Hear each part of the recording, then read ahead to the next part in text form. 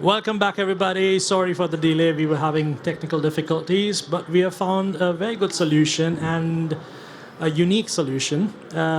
Leila Khalili is an amazing upcoming artist, or rather, she has been in the game for a long time. She's amazing at what she does. Thank There's a lot of sculptures. She predominantly uses a laptop, but today she's going to try using a ZBrush on iPad. Yeah. And it's going to be a very impromptu presentation.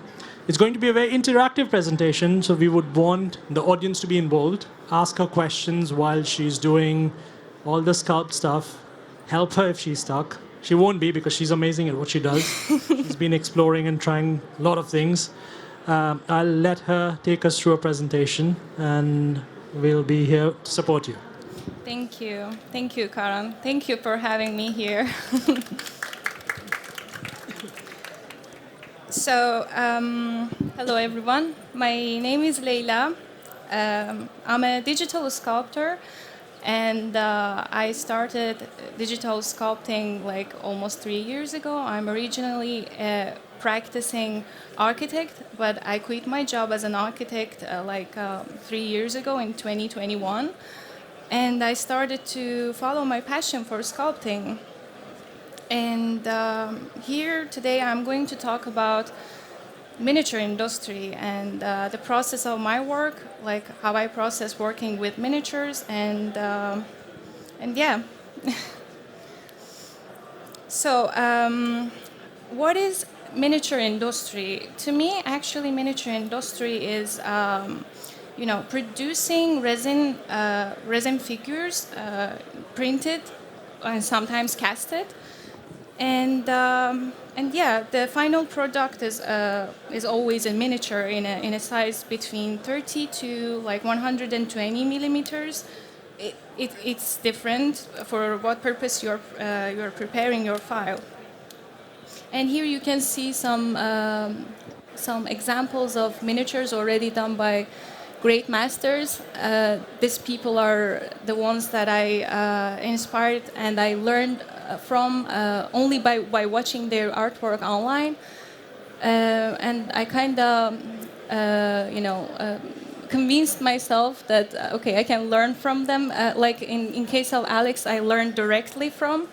But with Maria Pamfilova and James Kane, I learned only by watching their artworks online. And in the creation of miniatures, there are some stages. First stage is concept. It can be literally anything. It can be a dream, it can be a movie character, it can be a game character, and it can be music, it can be poem, it can be anything. And in the sculpting stage, which is what I am doing, it's kind of like translating the idea that you have as a concept. And the next stage is production. In production, like you can, like in miniature industry, in 99% of the time, the collector wants the printed figure to be painted by a miniature painter, which is the fourth stage. And it's called box art painting. But some people prefer to just have it in one color, like in gray color, for example. And in my own work, I often get inspired by two artists. I'm going to show some works based on their artwork. First one is Roberto Ferri, and I have a picture with him. And the second one is Luis Royo. Luis Royo is Spanish, is a great artist, is a great illustrator that has kind of this mixture of, dark fantasy with erotic scenes, which inspires me a lot. But Roberto Ferri does this classical type of oil painting, and he's Italian. So the first artwork that I want to show you is actually the first miniature that I did for miniature scale. Is called Matuta. Is based on the art of Roberto Ferri. And the challenge here was because I wanted to copy Roberto Ferri's artwork, like exactly how it is. And then at the same time, because it has to make sense, like you cannot cut the figure in the middle. So I needed to imitate Roberto Ferri's style to do the rest of the figure, because the painting stops in the middle, and I needed to make it like work when you're putting on display. And there's a video here, but it's okay. The video is not playing, but it's fine.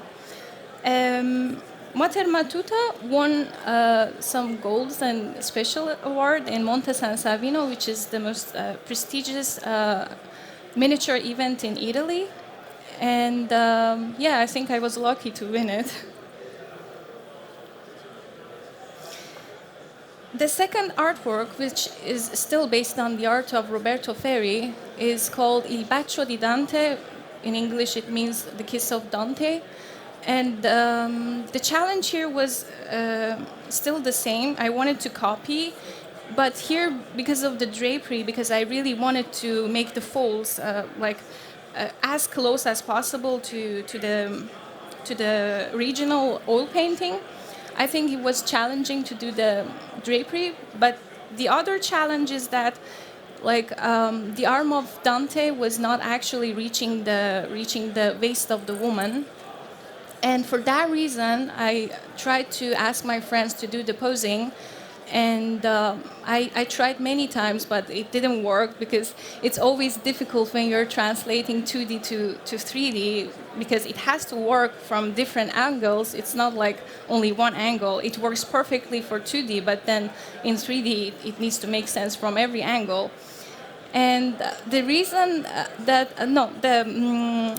the solution for that problem actually was that I made the drapery, I made the clothes like a little bit puffy on top of the shoulder of the Dante, to actually make it work anatomically and to make the proportions correct.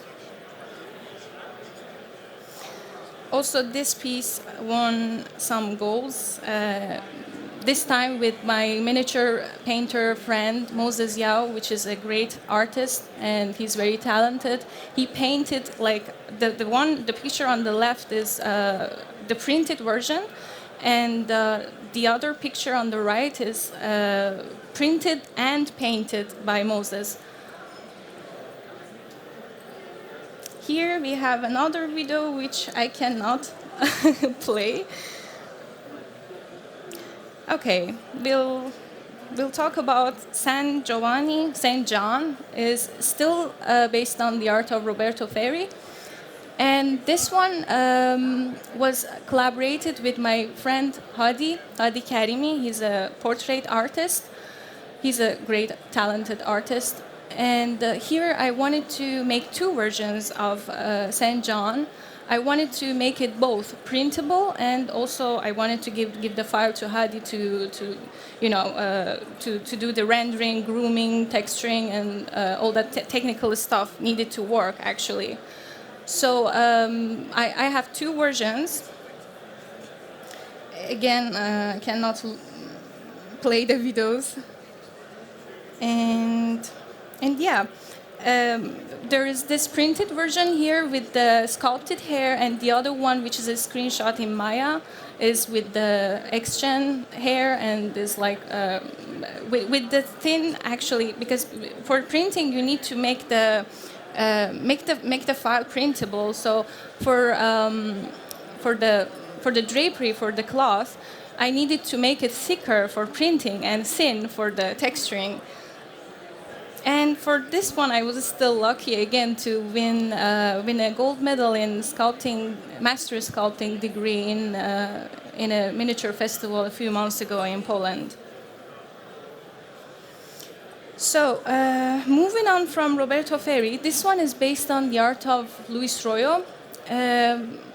Unlike Roberto Ferri, when I get inspired by Luis Royo, I often get inspired, and later I try to change some parts here and there, and I did the same with this one.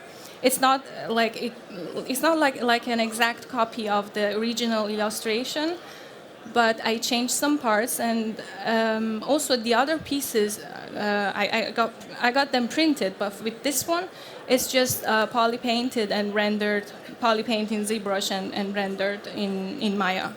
No, I think this one was Blender. And well, with this piece, here we can see the flexibility of the concept stage for in sculpting for miniatures.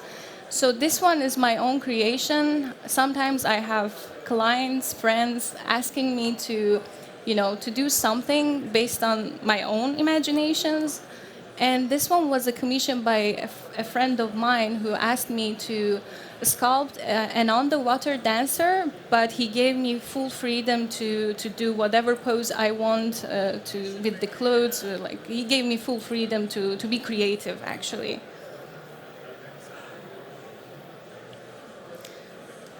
And another thing, which is very amazing, in miniature industry, you can actually have your figure modified by others, which is the painter, which is the last stage, that painters are free to modify your work. As you can see, the original figure has like some clothes, but here Carla Cases is another amazing miniature painter.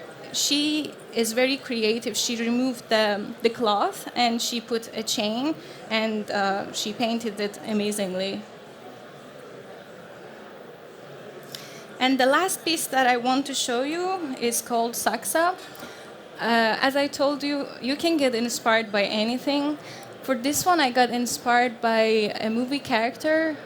Spartacus was a TV series in the past.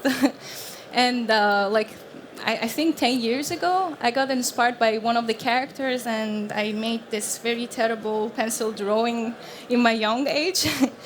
And I wanted to make a tutorial, and because I wanted to have everything by myself, I didn't want to copy another 2D illustrator, so I chose this pencil drawing, and I decided to just make up the rest of the scene with the guy and the stairs there. And yeah, but this one also, I didn't print this one neither. So yesterday I tried to sculpt in iPad, and this is my second time trying to sculpt. I'm gonna show. Whoop, sorry. Oh, okay. Okay. I'm gonna show you how I'm starting with a face, for example, but. Obviously, I'm not gonna be able to finish it here. I will just, start sculpting and see whatever, So this is where the interactive part comes in play, as I mentioned. While she's sculpting, we are going to support her, and we're going to ask her questions, because this is something new that we're doing this year, and we want her to feel comfortable, we want her to feel confident, and let us know how she feels using ZBrush for iPad. How's the feeling so far, Leila? It's amazing. You like because, it?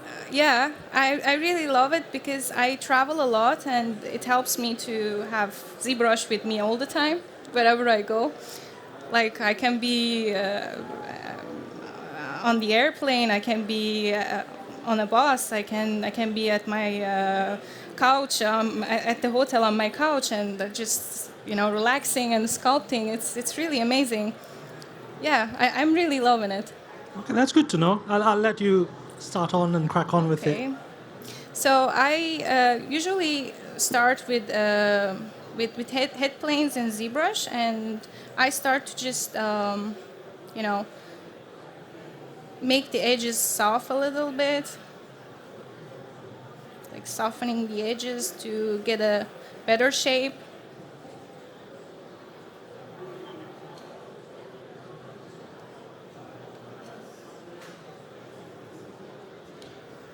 Some people what type of brush are you using there? This one is, I think, Etch brush. Yeah. Good to know. Yeah. So sometimes some people are asking me if I'm starting with a base mesh or no, and some people think that starting with a base mesh is a cheating, but I don't think it's a cheating, because as long as you have the skill and ability to do what you're doing, then at the end of the day, with the same like base mesh, someone else is gonna sculpt something else, and you're gonna sculpt something else. And for me, I think it's faster to sculpt also with a base mesh. Don't feel scared of starting with a base mesh, because it's helping you and to be faster, let's say.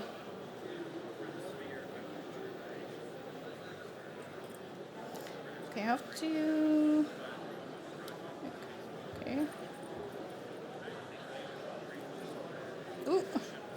Okay. So this is not even my own iPad, and okay, it's gonna get me some time to get used to what I'm doing. That is what we're trying to show, how easy it is to get used Okay. to even somebody else's Okay. iPad. All right. Where is Zisop, Ian? It's need help. Ian's iPad. I'll give the mic to Ian. Okay.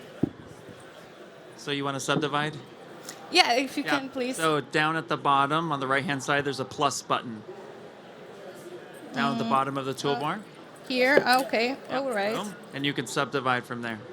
Okay. No, but I want to use ZSub.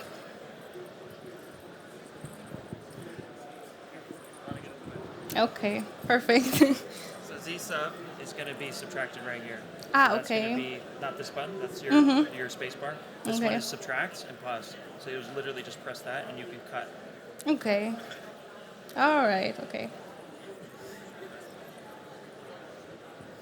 Okay, I'm just carving the eye bulb here. Please feel free if you have questions about miniatures or my workflow in ZBrush, just ask me anything.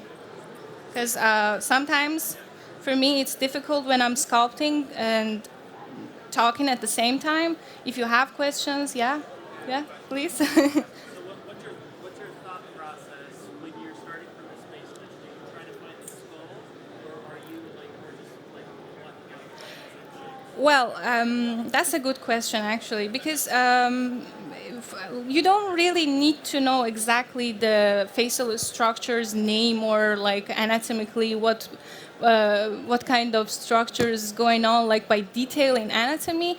But for me, it's basically understanding the forms. I mean, anatomy is important, of course, but I think it's more important to understand the forms than, just focusing on, okay, what's going on here, the details, the nose, the eye, the skull.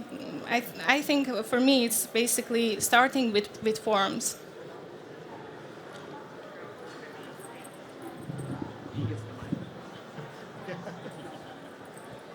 So is it any different if you're sculpting for miniatures or for like real life statues, like real size? Is there any difference? You mean with traditionally with clay, or? No, I mean if you're using ZBrush, does it matter if you are sculpting for something that's going to be a miniature, like really small? Yes, it's actually very important, because once you print it out and it's small, so some of the details are terrible when you're printing in a very small size, especially that a painter is gonna paint it after that. So it's sometimes better to reduce the details, especially with the drapery. I did it with the sculpt of Dante, that I removed some folds on the drapery, so it's not gonna be a problem for the painter. Or when you print it so tiny, because it's like that one was 120 millimeters, I think, slightly big compared to other pieces. But yeah, it's very important to consider what size you are going to print it. First of all, thank you for the presentation. It's amazing. And the second thing I wanted to ask, each artist has its own style. And I always interested how artists come to the style. in which they sculpt. Yeah, so if you could please tell me how you came to sculpting in the style in which you are sculpting. Thank you. I think for me, because I started copying Roberto Ferri, I think it's, I mean, everyone has their own journey learning ZBrush, learning anatomy, learning art, basically.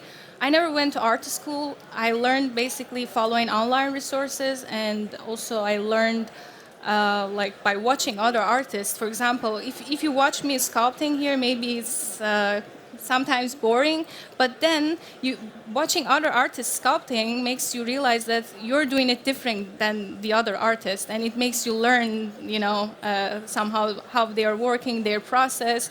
And I think for me it was first, let's say, copying and learning, and then finding the style. I think I don't have a style because I sculpt anything basically, but because I love sculpting. But what I really enjoy is the classical touches, like the ones that I sculpted based on the Roberto Ferri's paintings.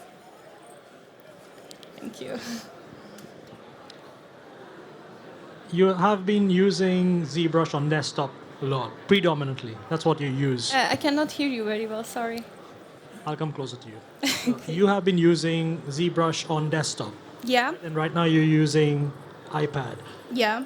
What would you say is different, or what would you say is better, or what would you say is the same? Okay. So when you're with your iPad and you're sculpting on your iPad, it doesn't feel like you're working. It feels like you're playing.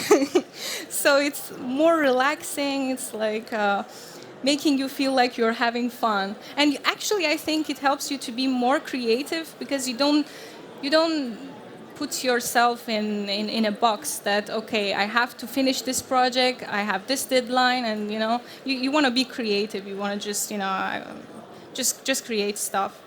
And what would you say about the user interface? I think it's cool. I think it's good. What is it that you're doing right now? Like, what are you doing? What are you doing right now on the iPad? Well, I'm just playing with forms. That's how I start normally.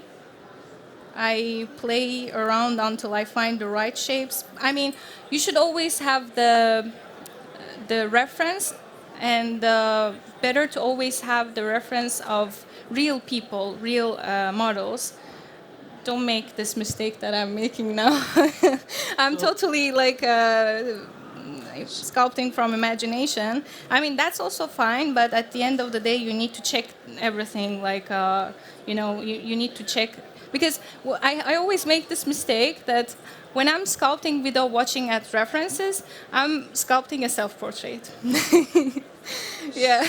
So do you keep like a photo or something in front of you, like a mirror? Yeah. Yourself. Well, when I started to learn, I always had a mirror in front of me, because I wanted to learn the facial structures. I wanted to learn some expressions on the face. I always had a mirror in front of me, but then later I just use the model references. Sometimes I use myself to do the expression and the mirror to catch the feeling. But mainly it's like just internet pictures and online resources.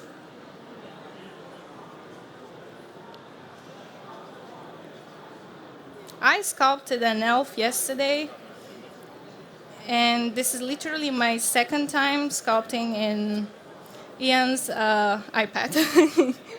I mean, in Ian's iPad, I'm sculpting for the first time. But yeah. What she's trying to say is it's so easy to take anybody's iPad and start sculpting in it if it has ZBrush in it. Don't steal it, but you can borrow it, play with it. Yeah. So I'm just, having a quick block out here. Just, find, oops. So we have undo here. Yeah. Oh, 2 fingers. Yeah. Oh, great.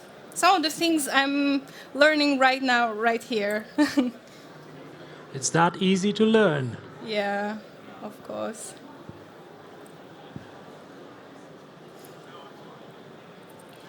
So with 3 fingers, you just change the size of your brush.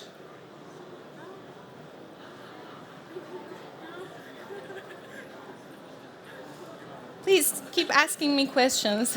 I love questions. If you ask me, that already looks good. It's part of an alien movie or something. Again? If you ask me, that already looks good. Oh, really? It's like a I don't think so. alien movie or something. Yeah, it's too soon to look good. Okay. Doesn't that look like Deadpool without the mask? That's what I was thinking.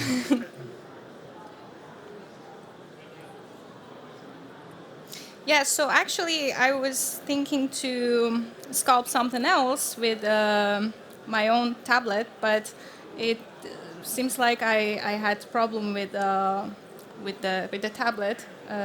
So now I'm sculpting on Ian's iPad, but I already made a bust that was supposed to be printed here because we have a printer here, and one of my friends, he. Wait, if I have the file here, can you help me find the files? It should be, because I want to show his paint job on the bust that I wanted to sculpt with my own computer here. Not my own computer, with my own. Yeah. Okay. It's the USB stick.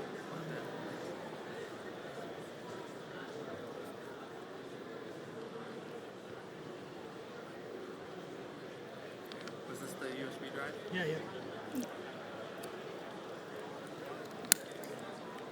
Give it a second. There it goes. Which one was it? Leila, no, we don't have it in here. No, we don't have the file. Oh, okay. Okay, seems like we don't have it because it's, yeah.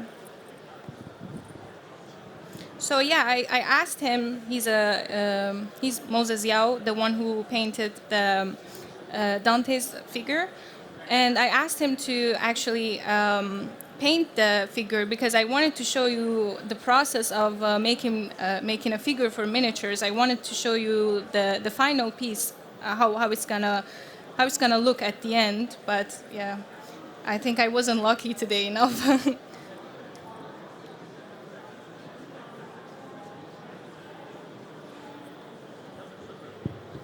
Why is it that you want to create an elf? Is it like you like elves, or is it just something that you get attracted to? No, I just wanted to not make a human. Yeah. I also made an elf yesterday with the ZBrush for iPad. But your work mostly being miniatures, your sculptures are really. You would see like a very out there in the open atmosphere where you'll have somebody sitting on kind of a throne. Excuse me. You'll have somebody sitting like a queen on the throne. Yeah. Right? Yeah. Is there an aspect to that you want to change, or you would want to keep developing into that in the future? You mean artistically? Artistically, yeah. Yeah. It's well. I can say that it's just my personal taste. I mean, I am not a horrible person walking around and killing people, but it's just in art, it's just inspiring to me.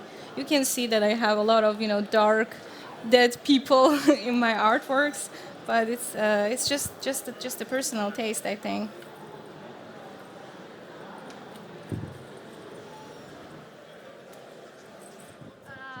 I have a question. So how much time do I have? Next, every time when you select a character, which you're going to do the next, what are you driven by? Excuse me again. when you select, when you decide on Yeah. which character you are going to do next, what usually you are driven by? Like it's, for example, you watched a movie and you think that I want to make like fan art of this character, or you were working outside and you saw something beautiful and it gave you an idea of the next character. So what are usually your this like process of thinking when you are selecting which character you are going to sculpt the next? I think it's just it's just like when you get inspired by something, it can be even the breeze, you know. You get inspired, and then images come to your mind. You have the image, and then you play with it. It can be like a ZBrush, it can be like a pencil drawing, and for me, as a as a digital sculptor, it's always ZBrush. So I just play with the idea in ZBrush until I find the right character for that, story that I have in my mind, or the idea, let's say. Leila, so we have like 5 minutes left. Okay. It's a time rush, so it's a challenge for you now. Yeah. 5 minutes, Yeah. sculpt as much as you can, Okay. as quick as you can. As quick as I Yeah, can. it can be a devil, it can be an elf. And you're always can making it be- difficult. Do it! Okay. do it. Okay. Leila, Leila. Yeah, but if you Leila. have questions, ask me, please. I like questions, especially that it's about miniatures, which is my favorite topic. So when you're sculpting a portrait, I think the most important thing is to look at it from top and also from below, to not make it, because it's a very common mistake for beginners to make the face too flat and make the whole face too squarish. So it's always like, have references from top and bottom, like this and like this, to avoid that mistake. It also helps you to sculpt the eye and the cheekbones here.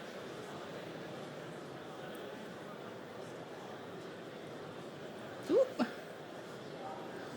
Okay.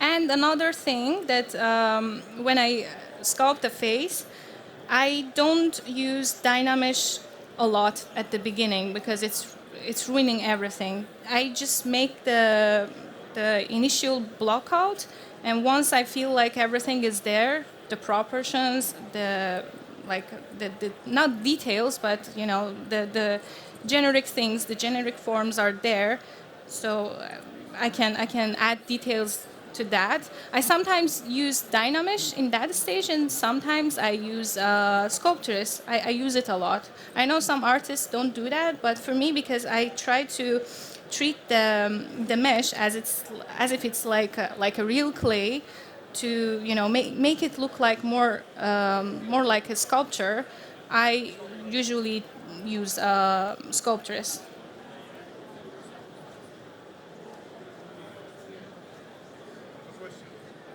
Yeah.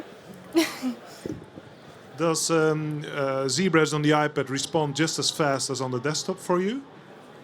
The responsiveness when you're working with it, is it just as fast?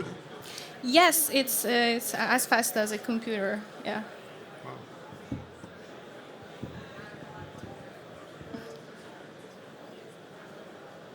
So when you look at it from the top, you realize that you need to make the eyebrow. And don't rush the details when you're sculpting for the face, until you really feel like the proportions and everything is there. I have a quick question. Yeah? How do you approach the ears of an elf? Like, what are the things you look for? That's something I've struggled with in the past, is trying to convert a real ear into something without just pulling it. Is there a trick? Well, I always pull it. No, I just sculpted like a normal ear, and then I sometimes use a snake hook. Sometimes no. I just mask it quickly here if I still have time. Cut on. Yeah. Ooh. 1 more minute. Okay. Okay. You told me to be as quick as possible. You can do it. Yeah. Okay, so I just do this when everything is done, and then I just modify the shape and yeah. Well, yeah. Isn't that Batman without mask? Excuse me? Isn't that Batman without mask? It's Batman without mask. No, it's not Batman.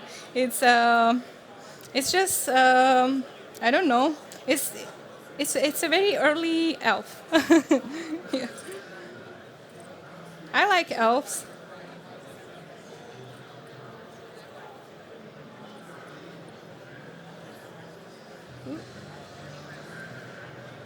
No? Oh yeah. Okay. No.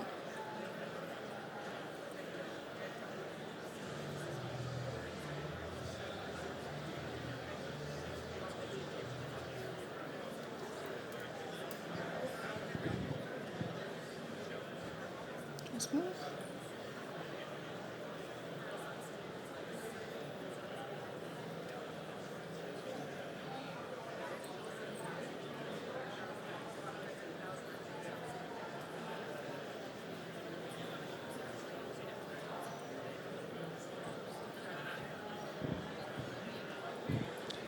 No more questions.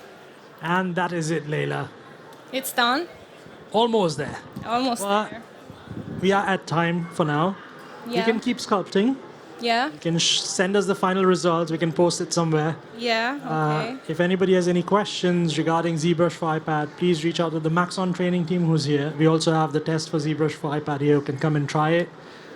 You can reach out to Leila as well to ask her about her workflows. She's always available, and all of the artists as well who have presented here.